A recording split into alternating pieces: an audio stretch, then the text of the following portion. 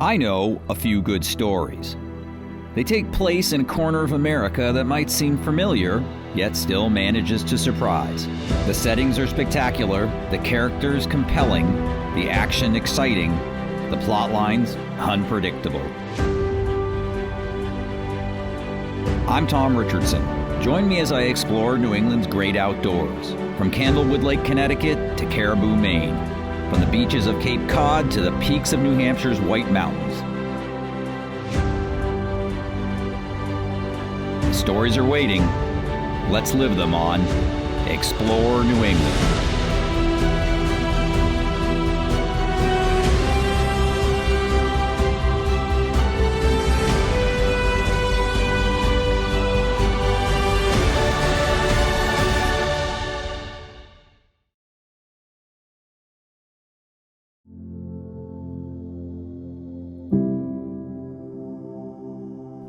Explore New England is presented by your New England Ford dealers, your local REI co-op. REI believes a life outside is fundamental to a life well lived. Campers in RV, and visitnewengland.com.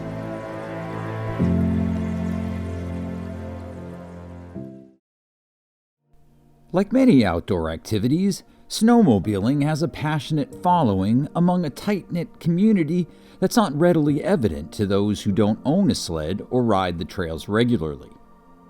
For these folks, it's hard to understand why hardcore snowmobilers are willing to trailer their sleds hundreds of miles to find the best conditions, or why they would spend their hard-earned vacation days riding around through the frigid woods for a week or more. I got a glimpse into this world on a 2-day trip in northern Maine hosted by Scott and Mallory Newton, who, along with partner Scott Hunnewell, own and operate 201 Powersports, which rents ATVs and snowmobiles in Bingham, the Forks, and Jackman. My adventures started at the Moose River Lodge and Motel in the town of Jackman, a former timber industry outpost now widely considered to be the epicenter of Maine's snowmobiling. Many Jackman establishments cater to snowmobilers, including Moose River, which offers parking for trailers and immediate access to the trails. Owners Kim and Sean Galgovich set our crew up in 2 rooms in the recently renovated lodge, which features a bar and a restaurant. So Moose River Lodge actually started, we bought it in 2018, and then we opened in 2019 Memorial Day weekend.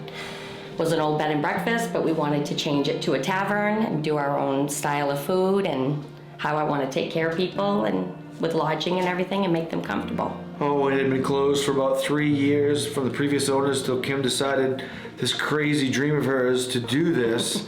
And we all made it involved with a team of friends, a team of family to bring this all to reality. Kim decided, like, there's more to this. We really need to leave the city and the life that we've always lived with our kids, and let's move to Jackman and let's build this. And we found this crazy lodge called Moose River Lodge that was for sale, and Kim was like, I want it. And I'm like, oh my God, that was the next chapter of our life.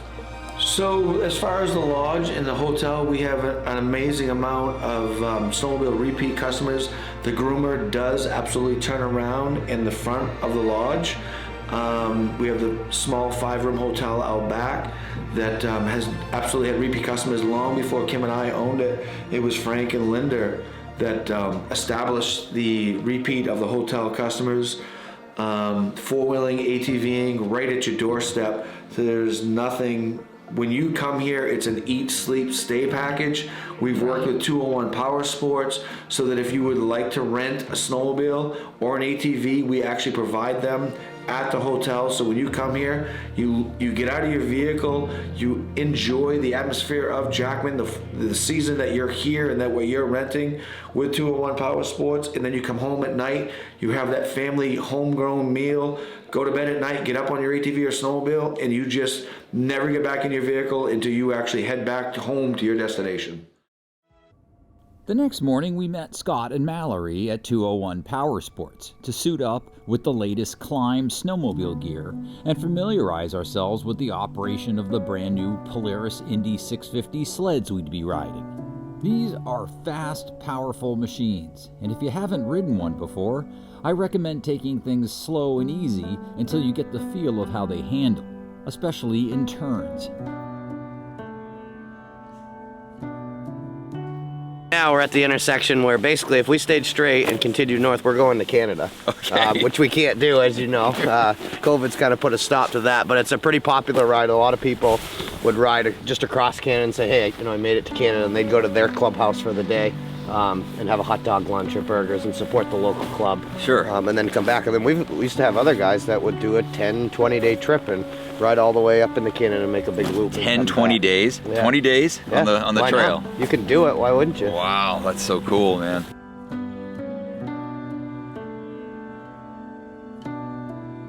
Our first destination was Pittston Farm, a popular lunch stop among snowmobilers. Getting there would involve a 45-mile ride along ITS 88, part of Maine's extensive snowmobile trail network that connects with those in neighboring states. Sections of the trail system are maintained and groomed by various local clubs and businesses, and funded in part by membership dues and snowmobile registration fees. Trail grooming is necessary, expensive, and time-consuming, and typically requires specialized equipment that needs to be repaired, maintained, and fueled.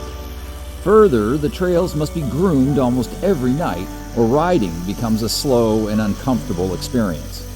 And that means a lot of sleepless nights for the hard-working groomers. After traveling roughly northeast for several hours, we arrived at Pittston Farm, at the junction of the north and south branches of the Penobscot River, where they flow into the very western end of Sebumic Lake. The farm was originally established in 1907 by the Great Northern Paper Company as an outpost for personnel, food, horses, and equipment during the log drive era. Later, the farm served as a sporting camp for hunters and fishermen, and is now listed on the National Register of Historic Places. A dozen of these outpost farms were built throughout northern Maine, but most have since been torn down. In 2005, we moved here to help my in-laws when they bought it in Pittston Farm in 2005, and then my husband and I bought it in 2014, and we've owned it since then. And now we have the restaurant. We serve meals every day of the week, 7 days a week, 365 days a year. We have lodging. We can house 94 people here at full capacity. We have registered guide service. We can do hunting. We will have our fishing for the summer, canoeing, kayaking, all that sort of stuff, snowmobiling event. It's kind of the one-stop shop. We have everything here. Our average Saturday is over 1,000 snowmobilers that come through here on a Saturday. 2,500 is an easy weekend. We're going to be today that you folks are here. We're probably only going to be at 400. We run 100% on generator power up here. Everything we do is by satellite. We don't get food deliveries. We don't get any of that. We have to go get it all. So everybody's usually really good at understanding the remoteness of this location. So I bought a sled in 2020, my very first snowmobile, and I have just at 1,000 miles on it. So I put 50 miles on this year. I have more miles than the groomer, because we groom 127 miles of snowmobile trail as well, and my husband and I do all that grooming. So I definitely have a lot more miles in the groomer than I do on a snowmobile. The food at Pittston Farm is simple, delicious, and served in large portions. Just what you crave after several hours on the trail.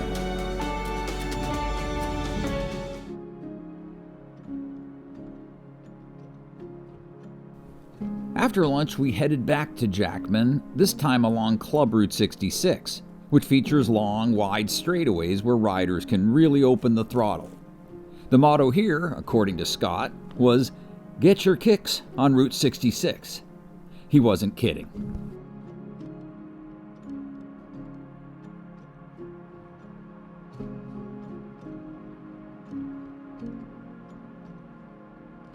While our original plan was to ride south to Northern Outdoors Lodge in the Forks, we changed gears and decided to return to Jackman and trailer the sleds, as we were running short on daylight and fuel. It proved to be a good call, as we certainly wouldn't have made it by nightfall. Those winter days are short, after all. After loading the sleds into Scott's trailer, we drove south to the Forks, where we checked into a 4-bedroom cabin at Northern Outdoors and enjoyed a delicious dinner at the restaurant with Susie Hockmeyer, one of the lodge's founders and co-owners.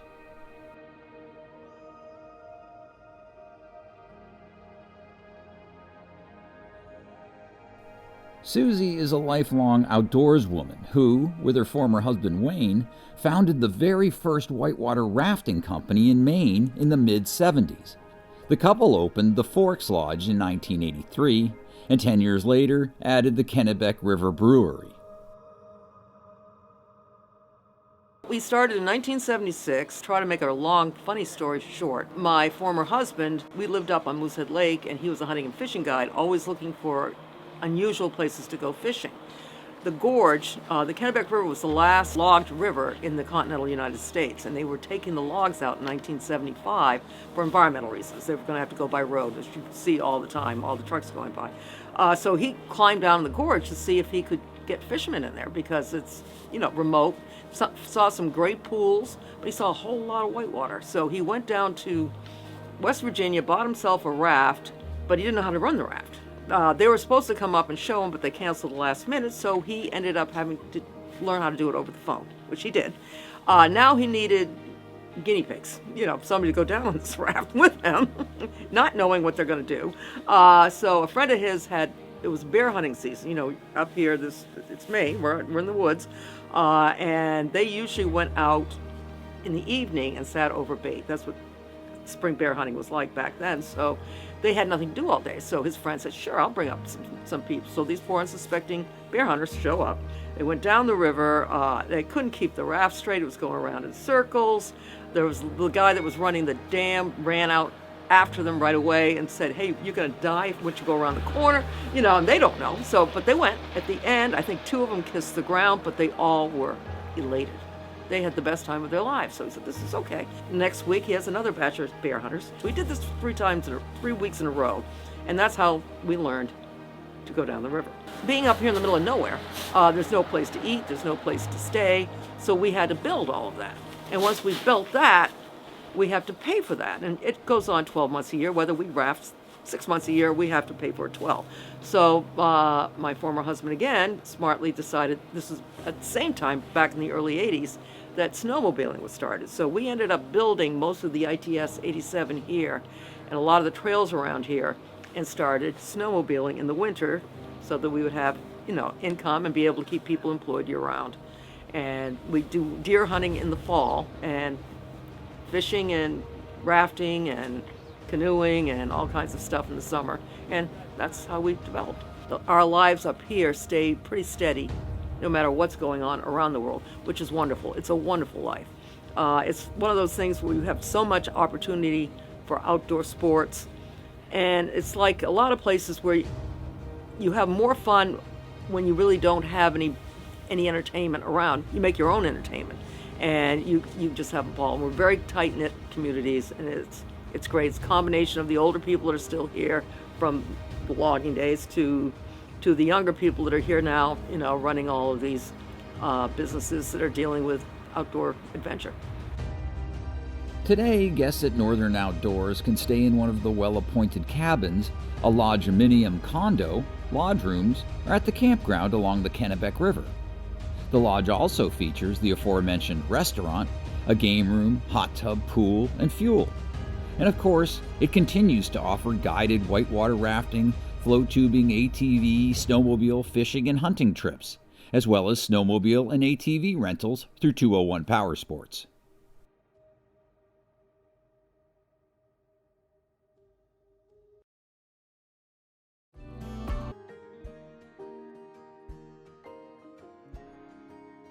After a restful night at Northern Outdoors, we packed up, downed a breakfast sandwich, and headed down the trail, this time following the Kennebec River north before turning west along the Dead River.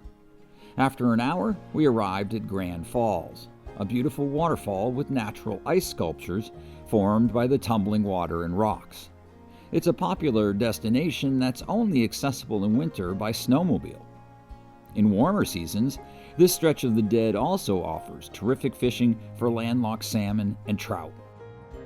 Where are we right now, Scott? So we're at Grand Falls on the Dead River, which flows out of Flagstaff Lake up in the Eustis Stratton How area. far is Flagstaff from here? About 10, 12 miles. Mm-hmm. Yeah. Okay, and there's a set of falls here. I can hear them in the distance. Yeah, so Grand Falls is probably like 40, 45 feet tall. It's a couple hundred feet across. Some great rainbow trout fishing up above between here and the dam at Flagstaff. Mm-hmm. And what's really cool for the rafting community, you know, this river only releases 8 times a year for a raftable release. So usually spring and fall are obviously the bigger water ones. But what's so neat is it's a top drawn lake. So they draw all the surface water off, which means we're usually 55, 60 degrees in the spring, whereas the Kennebec River, when we're rafting that, it's like 40, 45 when we get started. So it's really nice to get over here for 1 day a week. Yeah. And have some warm water to play with. Yeah, sure, I'll bet. And so this is, you can only get here by snowmobile though? Right, yeah, so ATV, and there's no trail access to get here. And it's actually gated, so you can't even drive into Grand Falls. Oh, okay. Which is a really cool. But you could hike in here in the summer. Sure, yeah, a lot of people do. A lot of people will park right back where the rafters put in, and they'll hike across the bridge and come up. And there's even a nice brook down below that has a nice brook trout in it. Oh, You can no fish that kidding. flows into the Dead River. Oh, cool. So, Wow, well, I feel like, we're in the middle of nowhere out here. we are. we are. 30 miles back to the Forks and 30 miles to Eustis by Okay. trail, so. With our stomachs starting to rumble, we climbed back on our sleds and headed for our lunch destination, 15 Mile Stream Lodge and Outfitters, home to Rachel's Restaurant and Bar. Run by Shane and Rachel Cromit, this unassuming trailside eatery boasts a surprisingly extensive menu of delicious comfort food, including entrees, sandwiches, and Rachel's celebrated specialty pizza. Shane Cromit is a well-known hunting guide who also happens to possess a collection of vintage snowmobiles dating back to 1966. Olympics. That's a 1972 Eland. This is a 1972 TNT 340. And this is a 1967 Olympic. So, I'm sorry, which one is the oldest one here? That one? Right here. This is the oldest. My oldest is in the other shop being restored. And what's that one? A 66. 66, that's when I was born. Oh yeah, yeah. Yeah. So tell me about like how this thing. Oh my gosh, it's Yeah. that's pretty basic, huh? Yeah, it's as basic as it gets. I mean, you get stuck, you just pick them up and yeah, if you want to put it in reverse, you just pick it up and spin it around. So when you take these on the trails, you must get a lot of looks. I do, yeah. I throw on my coyote hat and coyote mittens, hit the trails, and people almost go off the trail watching and waving, and yeah, it's pretty fun. Right? Yeah, top speed on this is probably right around 27 miles an hour. But because you're so low to the ground, it feels like you're doing 57 miles an hour. Really? You'd have to ride one to understand that, but that's the way they work, yeah. And how's the suspension on them? Is it Very little suspension. Your back takes most of the beat. so you feel every Oh bump? yeah, oh yeah. If you do 20 miles on an antique snowmobile, it feels like you've done 300 on a modern sled, yeah. Yeah. Oh man. Yeah, but they're a blast. This is kind of my cup of tea. I like the antiques. I'm not sure how well those vintage sleds could handle steep inclines, but the Polaris Indies had no problem at our next destination, Coburn Mountain. At 3,717 feet, Coburn is the tallest mountain in Maine with a groomed snowmobile trail to the summit. On a clear day, it offers sweeping views as far as Mount Katahdin to the east and into Canada to the north. No such luck on our trip, however, as low clouds obscured the view. But it sure made for a surreal scene. What a view! Yeah, right. Boy! Same view as the day I proposed. Really? So you Same- proposed to Mallory. He proposed to you up here. On that tower right there. In the winter? Yeah. Oh my God. And you There's only said one way to get up here. and you said yes. I said yes. Obviously, yeah. All right, Here we well. are. With the powerful winds threatening to blow us off the mountaintop, we descended the trail and completed the last leg of our trip back to Jackman, where we were treated to a celebratory dinner hosted by Kim and Sean and prepared by Chef Jason Shaw.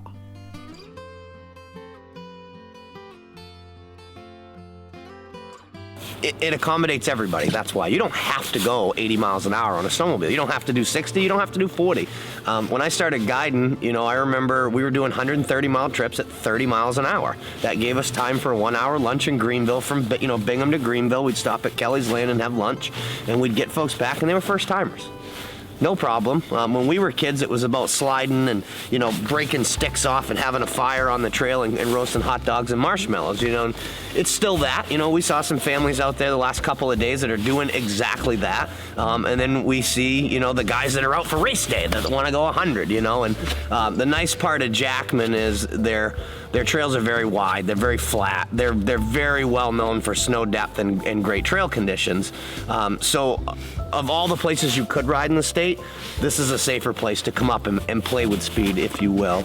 But at the same time, there's a lot of great lodges and a lot of great scenery.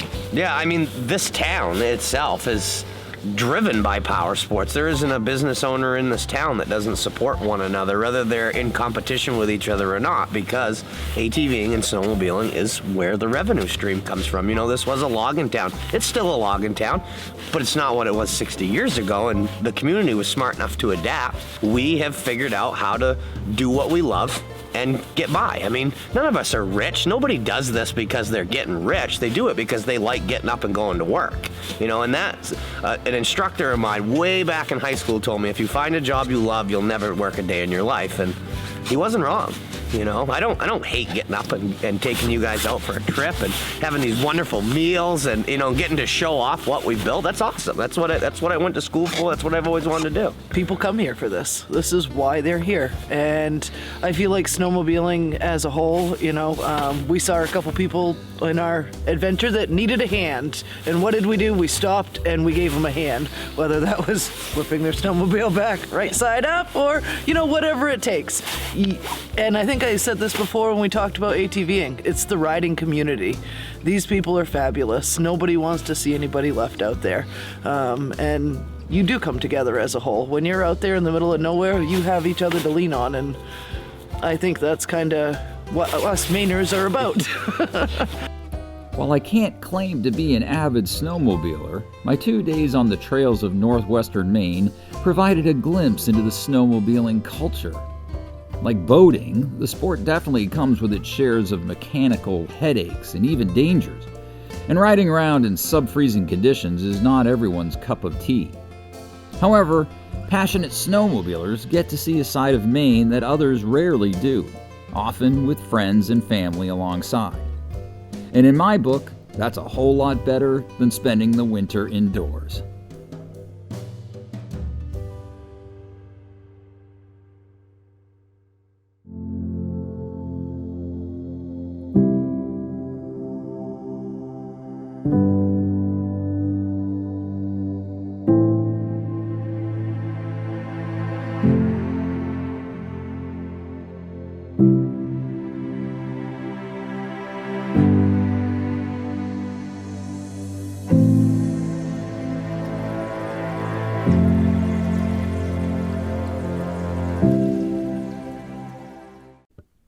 Thank you for watching. For more exclusive video content, including short films, episodes, and features, be sure to click the subscribe button. And look for us on social media at Explorer New England Films.